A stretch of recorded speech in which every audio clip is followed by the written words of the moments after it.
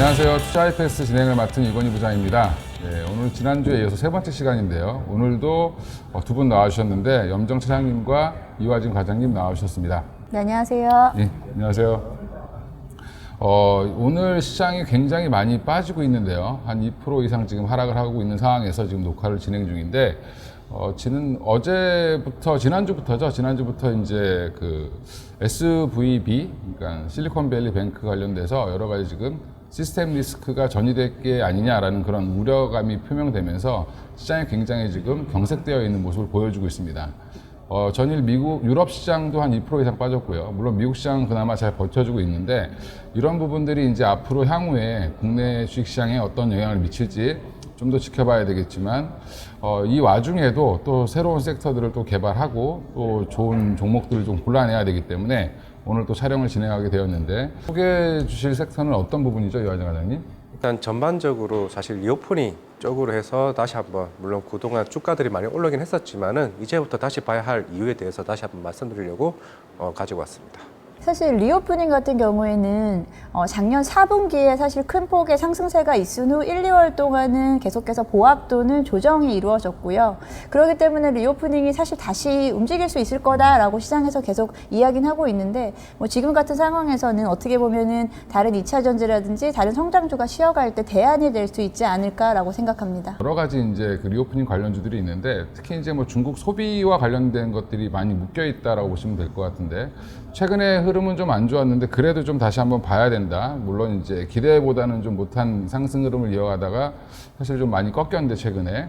그러면 먼저 화장품 쪽을 좀. 네, 일단 화장품 같은 경우는 이제 사실 우리나라 대표 대장주라고 하고 있는 아모레퍼시픽이나 근데 에리스 건강을 좀 봐야 될 것 같은데 예전에 이제 아모레퍼시픽 같은 경우는 중국향 매출 비중이 대략 50%였습니다. 그러므로 인해서 이제 코로나를 겪게 되면서 대략 한 40%까지 이제 내려왔고 에리스 건강 같은 경우도 작년 1분기 같은 경우 이제 면세 법인 같은 경우 45% 정도에 대한 실적 쇼크가 났었고 이번 1분기에도 어느 정도 그에 대한 부분도 좀 이루어지지 않을까라고 생각을 하고 있는데 그러면 이제 코로나 시즌에 어떤 부분이 바뀌었냐라고 한다고 보면은 사실 중국 같은 경우는 굉장히 로컬 브랜드 프로아라는 브랜드가 굉장히 많이 좀 치고 올라왔습니다. 그렇기 때문에 이제 다시 아모레퍼시픽이나 이제 LG생활건강 같은 경우가 기존의 2019년, 28년 이전만큼의 중국향 비중이 늘어날 수 있는지 여부가 좀 중요할 것으로 보이고 있는데 물론 최근 1분기 실적에서도 좀 보았다시피 대략 한 동남아나 이제 북미나 다른 나라들에 대한 매출이 어느 정도 회복세가 돌아오게 되면서 이제 2분기 때부터 이제 전반적으로 중국향 매출 비중이 늘어나는지 여부가 좀 중요하지 않을까 생각하고 있습니다. 네, 말씀하신 대로 지금 화장품 섹터 같은 경우에는 중국 같은 경우가 사실 우리의 텃밭이었었는데 로컬 브랜드의 내재화에 대한 부분 그리고 해외 브랜드에 대한 매출 비중이 늘어남으로 인해서 상대적으로 국내 브랜드들이 사실 약세를 좀 보이고 있고요. 그렇기 때문에 우리나라 화장품 업계들은 이제 중국향보다는 북미향 또는 동남아향에 대한 매출의 비중이 좀 중요한 포인트라고 생각하고 있습니다. 2015년, 16년 요 무렵만 해도 사실은 중국 소비 관련돼서 중국향 화장품들이 굉장히 좋았는데 지금은 이제 염정 차장이 말씀하신 것처럼 결국에는 이제 중국만 바라보고 갈 수는 없다라고 보시는 게 맞을 것 같고요. 중국의 로컬 브랜드들이 워낙 좋기 때문에 사실은 국내 화장품 경쟁력도 좀 많이 떨어져 있는 상황인데 관련해서 그러면 어떤 종목들을 보시는지. 전반적인 이제 화장품 중에서도 색조 화장품 쪽으로 생각보다 이제 매출 비중이나 이런 성장성에 대해서 좀 굉장히 올라오고 있는 클리오도 있을 거고 이제 아이패밀리 에셋이라는 종목이 있습니다. 이 회사 같은 경우는 예전에 이제 아이웨딩이라는 웨딩 업체로 이제 출발을 했는데 우리가 흔히 알고 있는 이제 김태우, 최시라 부부가 이제 이 회사를 만들었고 이제 로맨이라는 이제 브랜드를 통해 가지고 이제 타겟층이 10대, 20대입니다. 원래는 중국 쪽도 있었지만 중국 비중을 굉장히 많이 줄이면서 일본 쪽으로 진출을 했어요. 작년 같은 경우에는 이제 이태원 클래스나 일본 쪽 같은 경우는 이제 한국향 녹색 소주가 이제 유행품이 불기 시작을 하면서 젊은 층들에게는 사실 우리나라에 대한 그런 적대감도 별로 없고 오히려 더 그런 유행 트렌드에 대한 좀 민감한 부분이 있었기 때문에 관련된 이제 한국에 대한 색조 화장품 쪽에서 굉장히 매출 비중이 클리오보다도 더 좀 높기는 하지만 한 50% 일본 비중이 좀 높다. 수다라고 좀 볼 수가 있을 것 같고 이제 새로운 타겟이 중국이 이제 올라왔죠. 과연 향후에 이제 중국 시장에서 얼마만큼 이런 색조 화장품에 대한 매출 비중이 높아지냐에 따라서 한 단계 레벨업이 좀 가능한 종목이 되지 않을까 생각하고 있습니다. 저 역시도 이제 중소형주 쪽에서 색조 화장품 관련된 종목 클리오를 가지고 왔는데요. 뭐 클리오 같은 경우는 이제 많은 분들이 아실 거예요. 색조 브랜드 대표적인 브랜드인데요. 지금 색조 브랜드가 뭐 중소형주가 조금 이렇게 좀 가볍게 움직인다라고 생각하실 수 있겠지만 이 종목의 실적을 보면은 그렇게 가벼운 종목은 좀 아니다라고 말씀드릴 수 있겠습니다. 2022년 작년도 같은 경우 매출액이 2,700억 원이었는데 올해 같은 경우에는 한 3,300억 원 정도 연평균으로 한 20%씩 성장하고 있는 기업이기 때문에 안정적인 실적을 바탕으로 가져갈 수 있는 중장기 종목이 될 수 있다라고 생각하고요. 색조 브랜드다 보니까 아무래도 색조 쪽에 대한 비중이 워낙에 좀 높고요. 기존에 이제 뭐 중국 쪽에 대한 비중은 지금 별로 찾아볼 수 없습니다. 그렇게 의미가 없고 지금은 이제 북미라든지 동남아 쪽에 대한 부분으로 입지를 키워가고 있는데요. 최근에 작년 같은 경우에 이제 클리오가 미국에서 이제 블랙 프라이데이에서 최대 매출 실적을 보였습니다. 그 중에서 페리페라라는 제품이 거기에서 탑10 안에 드는 어떤 기염을 좀 보이면서 그 색조 화장에 대한 그 북미 브랜드, 그러니까 북미 시장에 진출하고 있는 아주 좀 대표적인 기업이다라고 볼 수 있겠고요. 여기에 뭐 해외 사업에 대해 초점을 좀 맞추고 있고 지금은 또 이제 유럽이라든지 동남아 쪽에도 현재 온라인 매출을 통해서 지속적으로 지금 커나가는 종목이기 때문에 단순히 어떤 테마 성격의 화장품주로 지금은 볼 것이 아니고 실적에 대한 부분을 확인하시면서 종목에 대한 부분을 확인하시면 될 것 같습니다. 여전히 뭐 리오프닝이 된다라고 지금 관련주를 얘기하고 있지만 결국에 이제 마스크를 벗기 시작을 했고 전 세계가 우리나라도 조만간에 이제 뭐 대중교통에서도 만약에 벗을 것 같은데 최근에 그러면 이제 화장에 대한 관련 그런 수요들이 더 늘어날 거는 확실해질 것 같고요. 특히 색조는 주로 립에 좀 많이 비중이 높다 보니까 그렇게 좀 가능할 것 같은데 저는 뭐 화장품에서는 문외한이긴 하지만 근데 결국에는 이제 화장품만 바른다고 해서 뭐 좋아지는 건 아니니까 네. 근본을 좀 치료해야 되는 것들이 네, 좀 있죠. 맞습니다. 예. 근본적인 치료를 위한 피부가 가장 중요하겠죠. 네. 이제 마스크를 벗기 시작하니까 말씀하신 대로 화장품 립 제품이 좀 빠르게 좀 매출이 좀 크게 늘었다고 하고요. 그리고 최근에는 이미용 기계, 피부과 관련된 시술이 급격하게 좀 늘어나고 있는 추세입니다.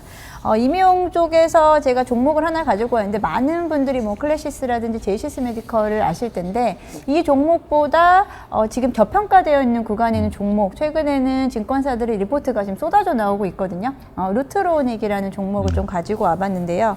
일단 이미용 시장에 대해서 좀 말씀을 좀 드려야겠습니다. 이미용 시장이 사실 뭐 관심이 있으실 것 같은데 이제는 여성들뿐 아니고 남성들도 이 미용 시술에 대해서 엄청난 관심들을 가지고 있고요. 그에 따라서 2020년 대비해서 2030년에 거의 뭐 3배 가까운 이미용기기 시장이 좀 확대될 것으로 보고 있습니다. 말씀드린 대로 지금 한 10년 사이에 한 3배 정도 늘어난다라고 했는데 지금 이 기업은 3년 동안 매출액이 3배가 늘었습니다. 그러면 시장 대비해서 아웃퍼폼하고 있다라고 좀 볼 수 있겠고요.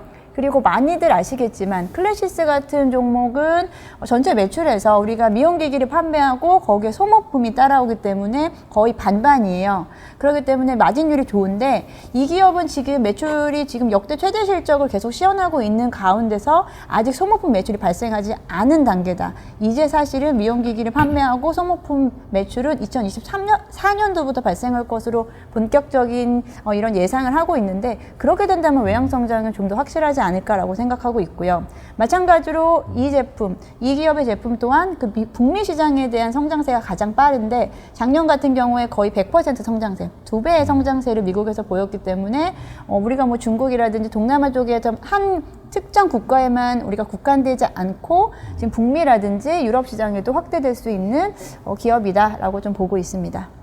예, 미용 의료기기 관련돼서 저도 굉장히 관심이 많은데 저도 한때 피부과를 열심히 다녀가지고 근데 이게 결국에는 이쪽 시장은 계속 확대될 수밖에 없는 것 같습니다. 제가 주변에 보면 한 50대 남성분들이 생각보다 주 고객층이고요.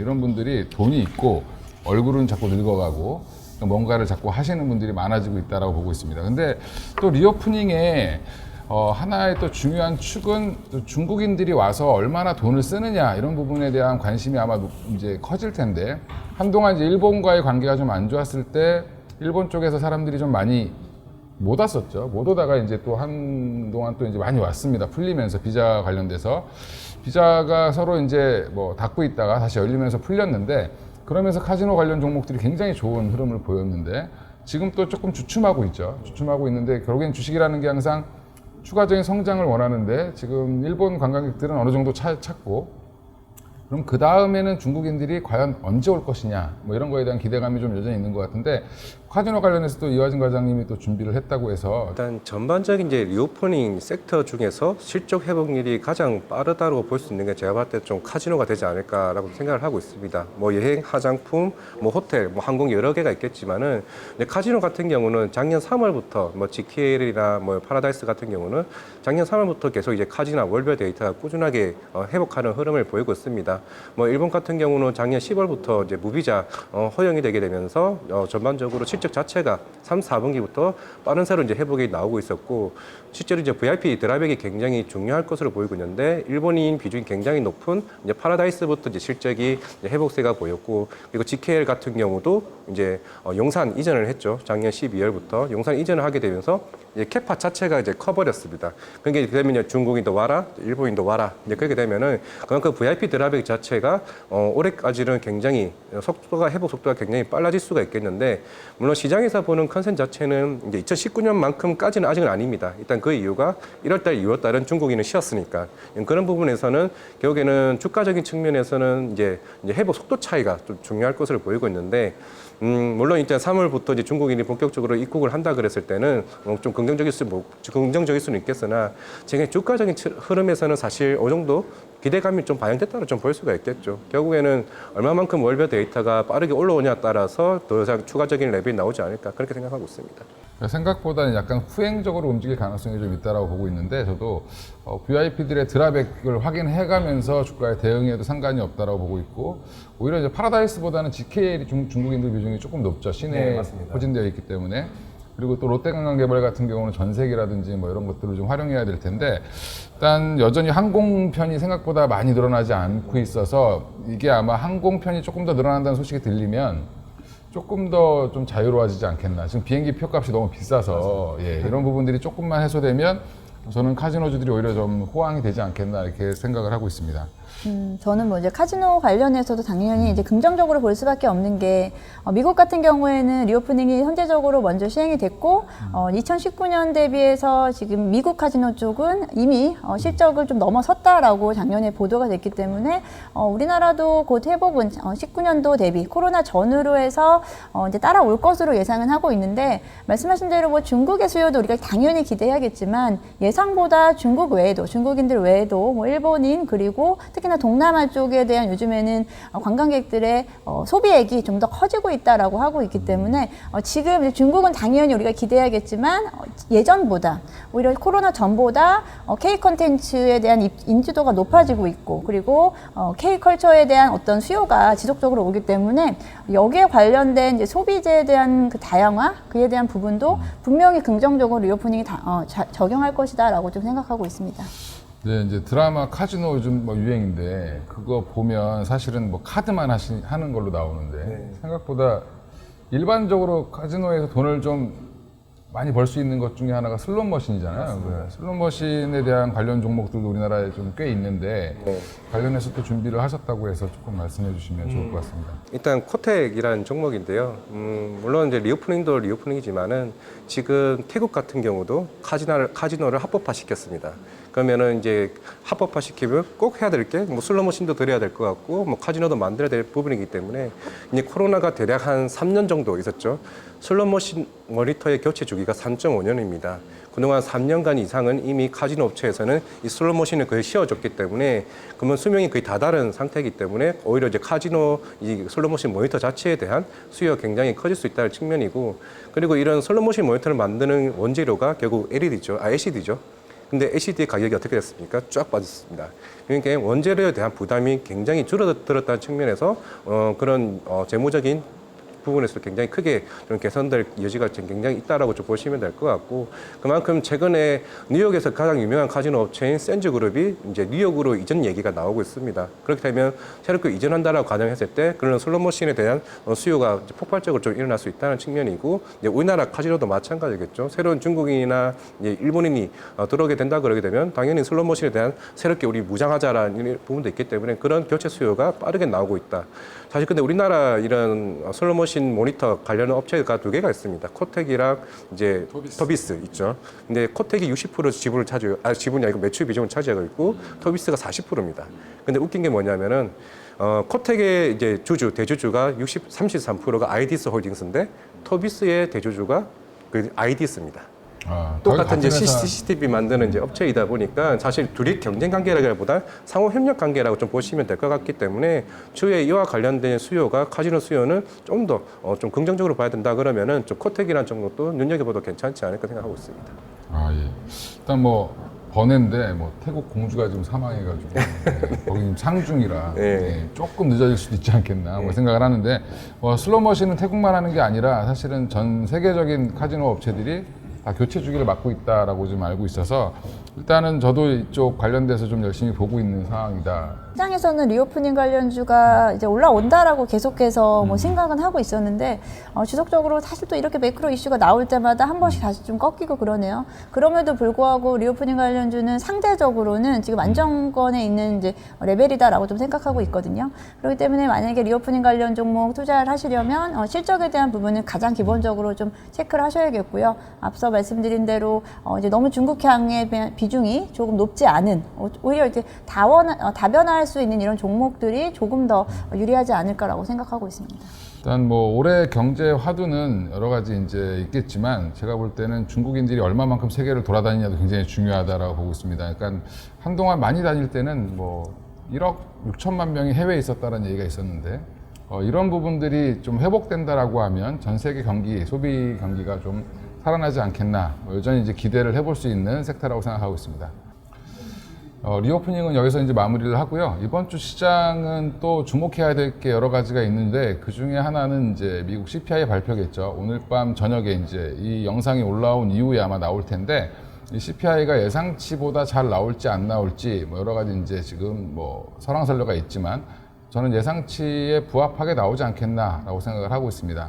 뭐 그 이유는 뭐 유가도 좀 빠지고 있고 여러 가지 지금 미국의 경제 지표들이 안 좋아지고 있기 때문에 관련해서 생각보다 뭐 CPI는 크게 이제 뭐 시장에 영향을 주기보다는 부합하게 나오지 않겠나 생각을 하고 있는데 예상치에. 근데 그 외에 지금 또 하나 큰 이슈는 결국에는 실리콘밸리 뱅크 관련돼서 이게 확산될 거냐 말 거냐에 대한 갑론을박이 계속 이어질 거고요.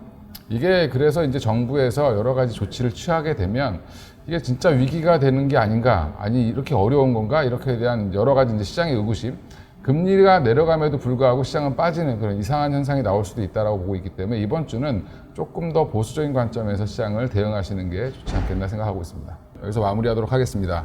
시청자 여러분 꼭 성투하시고 두 분 모두 오늘 고생하셨습니다. 감사합니다.